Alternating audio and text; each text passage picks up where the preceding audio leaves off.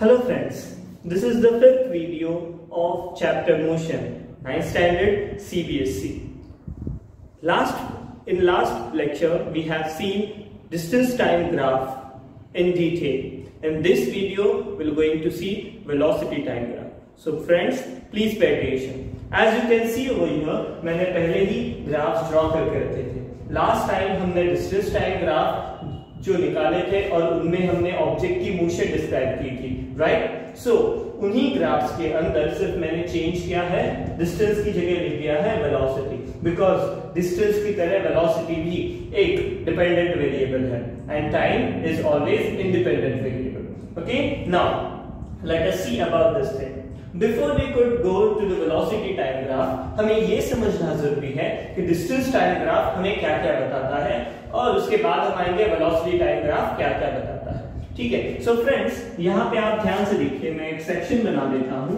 यहाँ पे मैं ड्रॉ कर रहा हूँ अगेन डिस्टेंस टाइम ग्राफ.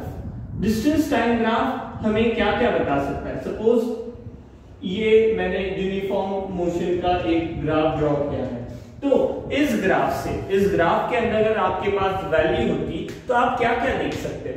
पहली चीज आप ये देख सकते हो कि ऑब्जेक्ट ने कितना डिस्टेंस ट्रैवल किया, बराबर है, तो आप डिस्टेंस निकाल सकते हो. कितने टाइम में कवर किया है, टाइम निकाल सकते हो. और दोनों का अगर कैलकुलेशन आपने कर लिया तो आपको क्या मिल जाएगा? यस, यू आर राइट, उसका स्पीड और वेलोसिटी. स्पीड और वेलोसिटी आपको ये तीन चीजें मिलेगी. बट क्या आपको एक्सेलरेशन मिलेगा? एग्जैक्ट नहीं, ये आपको डिस्टेंस टाइम ग्राफ नहीं दे सकता. फिलहाल के लिए आप ये नहीं निकाल सकते कि एसटी ग्राफ में आप एक्सेलरेशन निकाल नहीं सकते. सो इसके लिए हमें पढ़ना पड़ता है ये, that is velocity time graph. अब वेलोसिटी टाइम ग्राफ हमें क्या क्या दे सकता है ये हम देखेंगे, उसके बाद इन ग्राफ्स के ऊपर जाएंगे. ध्यान से देखिए, वेलोसिटी टाइम ग्राफ, अगर डिस्टेंस टाइम ग्राफ की जगह मैं वेलोसिटी टाइम ग्राफ लगा लूं, देखिए यहां पे मैं v लिख दे रहा हूं, तो वेलोसिटी टाइम ग्राफ ध्यान से देखिए हमें वेलोसिटी देगा. यस, इनिशियल और फाइनल दोनों दे सकता है, u और v. Remember initial velocity? Yes, जो पहले होती है, हमने एक्सेलरेशन के वीडियो में इनिशियल वेलोसिटी क्या है ये हमने देखा था, और इनिशियल वेलोसिटी का सिंबल u है, ये भी मैंने आपको बताया. तो दोनों इनिशियल और final velocity the graph can show. Time भी दिखा सकता है. अगर ये तीन चीजें दिखा सकता है तो ऑफ कोर्स इनका कैलकुलेशन करके आप एक्सेलरेशन भी निकाल सकते हो. और and friends, very important thing, आप 9th स्टैंडर्ड में ये भी पढ़ोगे कि वेलोसिटी टाइम ग्राफ का यूज करके डिस्टेंस कैसे निकालना है. It is very easy method, but that method I will going to tell you afterwards. फिलहाल के लिए आप ये समझ लीजिए कि वेलोसिटी टाइम ग्राफ ये सारी चीजें दे सकता है जो आपको मैकेनिक्स में वेरी इंपॉर्टेंट होती है. देखिए इन सारी चीजों का अगर एक नाम बनाया जाए तो मेरे हिसाब से उसे उत्सव कहा जाता है. UTSAV, initial velocity, time, distance, acceleration and final velocity, उत्सव. और इन पांच चीजों का आपको मैकेनिक्स में होना बहुत जरूरी होता है, और इन पांच चीजों से ही किसी भी ऑब्जेक्ट की मोशन डिस्क्राइब होती है. That will see later, of course. So now coming back to our original topic, that is velocity time graph. यहाँ पे आपको दिखेगा मैंने 6 अलग-अलग ग्राफ ड्रॉ किए हैं as I have drawn in distance time graph. यहाँ पे पहला ग्राफ स्लैंट लाइन का है, कैन यू सी? और मेरा वर्ड याद रखिए, लास्ट वीडियो में मैंने कहा था slant line shows uniformity. You are correct, slant line shows uniformity. ये यूनिफॉर्मिटी दिखाता है, तो ये यूनिफॉर्म मोशन का ग्राफ है? नहीं, क्योंकि वेलोसिटी पहले कम थी और अब ज्यादा है, यानी कि स्पीड बढ़ रहा है.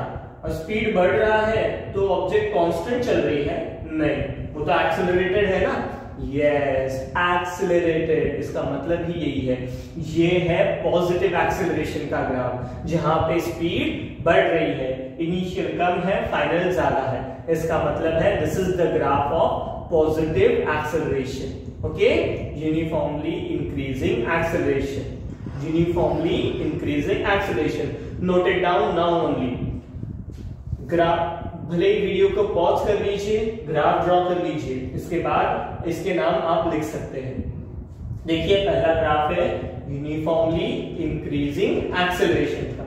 दिख रहा है? यस। दूसरा graph, again slant line shows uniformity, यानी कि यूनिफॉर्म वर्ड आएगा, बट ये यूनिफॉर्मली इंक्रीजिंग है क्या? नहीं, ये यूनिफॉर्मली डिक्रीजिंग है। तो सेकंड ग्राफ है uniformly decreasing acceleration. Second graph है यूनिफॉर्मली डिक्रीजिंग एक्सेलरेशन का, of course. And then will come back towards the next.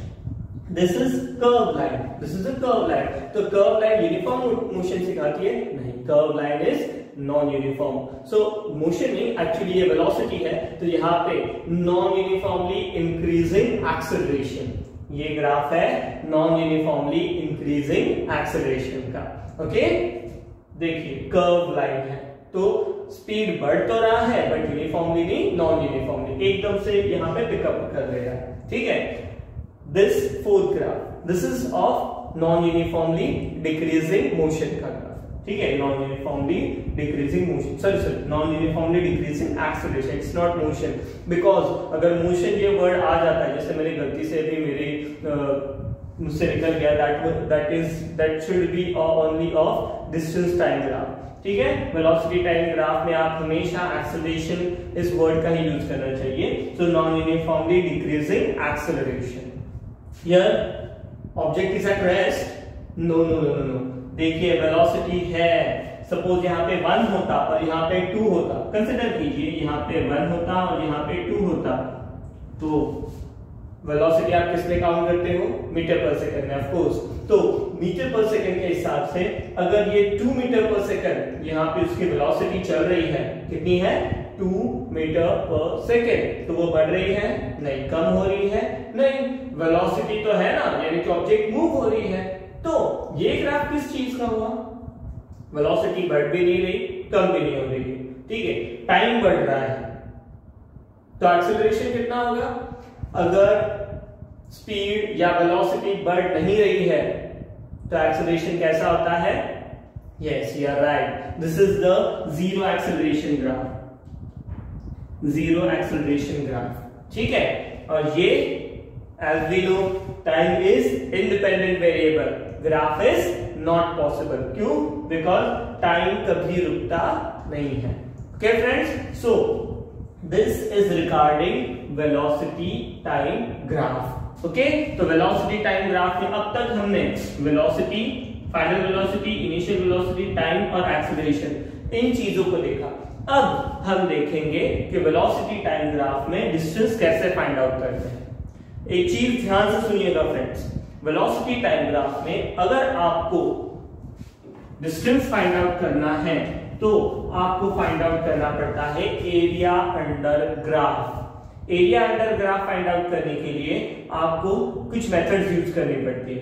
ध्यान से सुनिएगा फ्रेंड्स, अगर आपको वेलोसिटी टाइम ग्राफ में डिस्टेंस फाइंड आउट करना है, जो कि हमें जनरली फाइंड आउट नहीं कर सकते, देखिए कर सकते हैं क्या? यहाँ पे डिस्टेंस का कोई जिक्र ही नहीं है, तो हम नहीं कर सकते।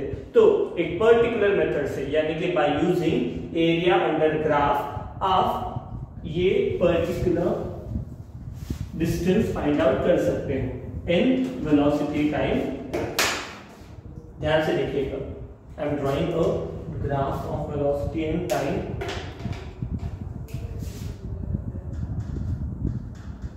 Here it is velocity, here it is time. Okay, velocity time graph है। Suppose मैं इसे मार्किंग भी दे देता हूं, 1 2 3 4 5, here also 1 2 3 4 5। ओके, चलिए सिंपल मेथड पहले यूज करते हैं, उसके बाद जब आप क्लास में आएंगे, ये लॉकडाउन खत्म होने के बाद, तब मैं आपको कॉम्प्लेक्स जो फिगर्स है वो भी आपको दिखा दूंगा। ठीक है, चलिए एक काम करते हैं, मैं ग्राफ ड्रॉ कर देता हूं। ये लाइन डार्क नहीं है, ये मेरा ग्राफ है। मुझे एक बात बताइए, इसका आप एक्सेलरेशन निकाल सकते हैं? ऑफ कोर्स, देखिए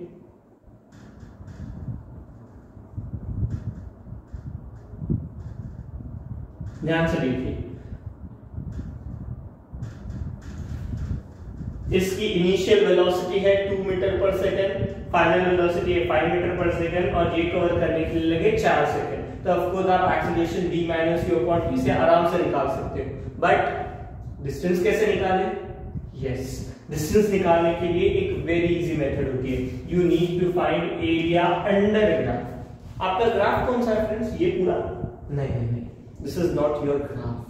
ग्राफ आपका सिर्फ यहां से लेके यहां तक, ये लाइन आपका ग्राफ है, ठीक है। तो इसके अंडर का एरिया फाइंड आउट करना पड़ता है। इसके लिए मैंने ये कंस्ट्रक्शन कर दिया। देखो एक डॉटेड लाइन निकाली है 4 तक और आपको ये एरिया निकालना है। फ्रेंड्स कैन यू सी ये कौन सी फिगर लग रही है? प्लीज डोंट से क्वाड्रेंगल है, हमें पता है, but this is a particular trapezium. Yes of course this is a trapezium. अगर आपने ट्रेपेजियम का फॉर्मूला यूज करके आपने ये एरिया निकाल लिया, एरिया ऑफ ट्रेपेजियम का फॉर्मूला यूज करके अगर एरिया निकाल लिया तो that is the distance covered by that particular object in this way. और या फिर दूसरी मेथड भी है, एक कंस्ट्रक्शन कर दीजिए, यहां से एक परपेंडिकुलर लाइन ड्रॉ कर लीजिए इस लाइन से। चलिए आ गए आपके दो फिगर, ट्रायंगल और रेक्टेंगल। इनका भी अगर आपने एरिया निकाला और दोनों का ऐड कर दिया तो that will be the distance covered by that object. चलिए हम नेमिंग कर देते हैं ए, यहाँ पे O, B, C और G, ठीक है। पहले हम ट्रेपेजियम से ट्राई करते हैं, एरिया ऑफ ट्रेपेजियम के मेथड से ट्राई करते हैं, उसके बाद हम जाएंगे नेक्स्ट मेथड से, that is triangle and rectangle. मैं ये रब कर देता हूं। यस, ध्यान से देखिएगा friends. Distance is equal to area of trapezium. Trapezium कौन सा है? ये हमारा पूरा OABC। एरिया ऑफ ट्रेपेजियम का formula, yes you might have known, half into sum of parallel side into height. Yes, half into sum of parallel side। Trapezium की parallel side कौन सी है?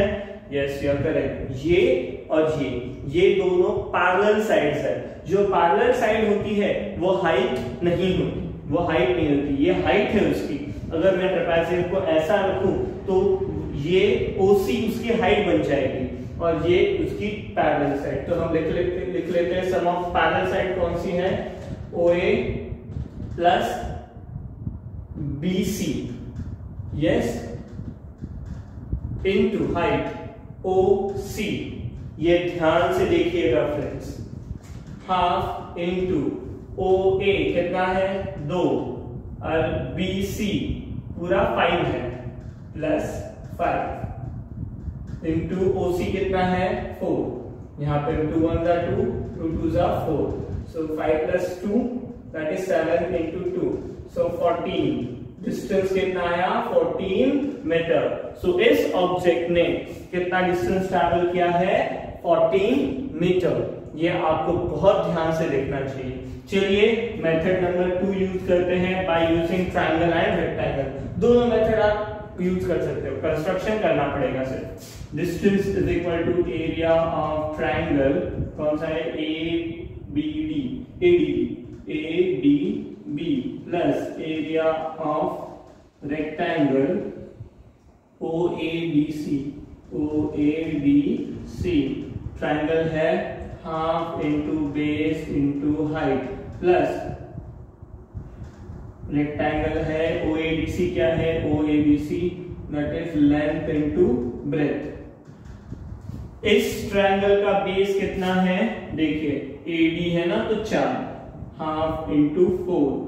हाइट कितनी है? देखिए ये हाइट है, ये पूरी नहीं है, D से लेके B तक 1 2 और 3, हाइट है 3 plus length that is 4 into breadth that is 2। 2 1 जा 2, 2 2 जा 4, 3 2 जा 6 plus 4 into 2 8 plus 6 that is 14 meter। देखिए डिस्टेंस दोनों का कैसा आया, सेम 14 मीटर। किसी भी मेथड से जाइए आपको करेक्ट आंसर ही मिलेगा।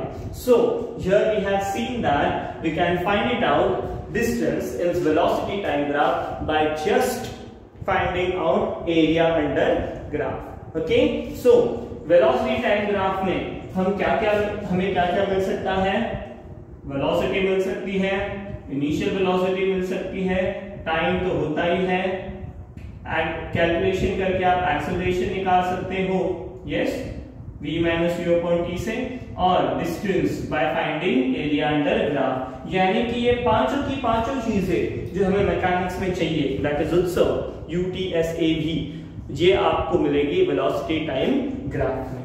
Okay friends, so this video will going to end up here. For the next video I'm going to be starting with the equations of motion. इसके लिए आपको पहले बहुत ज्यादा प्रैक्टिस की जरूरत होगी। So friends, please do the practice at home. Thank you.